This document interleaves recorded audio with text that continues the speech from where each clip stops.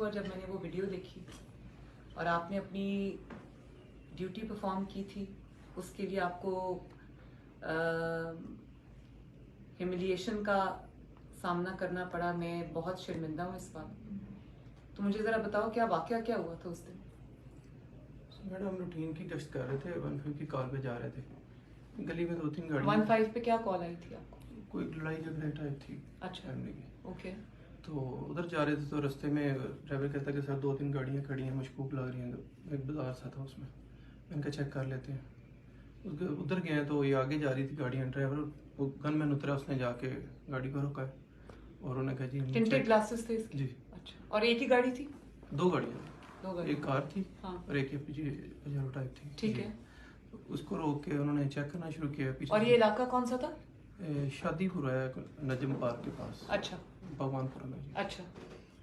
तो एमपीए साहब उतरे हैं, उन्होंने पहले लड़के ने चेक किया, बाद में उन्होंने उतर के कहा जी मैं इस इलाके का एमपी हूँ, तो आपने मेरी गाड़ी क्यों चेक की है? तो मैंने कहा सर मैंने अपनी ड्यूटी की है, अगर आप एमपी लड़कों को, मैंने कहा ठीक है छोड़ दें। तो मैंने कहा जी मैंने अपनी ड्यूटी की है, तो इसमें तो कोई बुरी बात नहीं है। नहीं जी मेरा इलाका है, आपने मेरी इज़्ज़त नफ्स मजरूह की है, मेरा इलाका, मेरी इंसल्ट हुई है, ये आपने बहुत गलत किया है, मैं आइए एक्शन लूँगा, मैं एहतजाज कराऊँगा। मैंने कहा सर मैंने अपनी ड्यूटी की है, मैंने ऐसा कुछ नहीं किया। नहीं आप मुझसे सॉरी करो, नहीं आप मुझसे सॉरी करो। मैंने कान में भी कहा, मैंने वीडियो देखी थी। सॉरी नहीं बनती, आप मेरे को नहीं करें तो बाकी ये कैमरे वगैरह बंद करें। मैंने कहा नहीं जी मुझे सबके सामने सॉरी करें। तो मैंने रब्ता करने की कोशिश की, ऐसे साहब का नंबर नहीं था मेरा। तो बाद में फिर मैंने उनसे कहा, मैं जी अगर मेरी वजह से आपकी इज़्ज़त नफ्स मजरूह हुई है तो मैं उसके लिए सॉरी कर एक्सक्यूज़ कर लेता हूँ, मेरा मैंने कहा इज़्ज़त में कोई फ़र्क नहीं पड़ता इससे।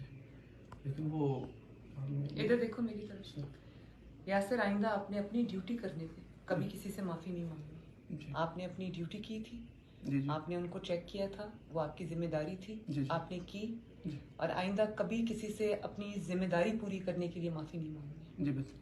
ठीक है जी। आपका काम यही है और इसी काम के लिए आपको जो है वो स्टेट ने रखा है। तो आपने अपना काम अच्छे तरीके से किया, पूछा, चाहे एमपीए हो, एमएनए हो, चीफ मिनिस्टर हो या कोई भी हो, कानून से बड़ा कोई नहीं। तो आपने जो किया बिल्कुल ठीक किया और इस बात पे दिल छोटा ना करना। आई एम सॉरी आपके साथ ये हुआ है और मैंने अपने एमपीए को भी मैंने शो कॉज नोटिस दिए, वो जवाब देंगे उस बात का कि उन्होंने ऐसा क्यों किया, लेकिन ऐसा नहीं होना चाहिए।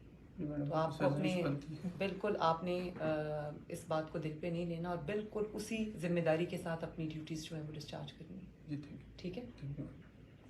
कमाना साहब इनकी फिर ट्रांसफ़र क्यों किसी ने कर दी? वो डीआईजी साहब ने इमीडिएटली रिपोर्ट लिखा दी कि अगर इस किस्म का कोई भी वाक्य हो तो आपने पहले मुझसे बात करनी, मुझसे बात करनी, उस मेरे पूछे बगैर कोई एक्शन नहीं लेना। ठीक है।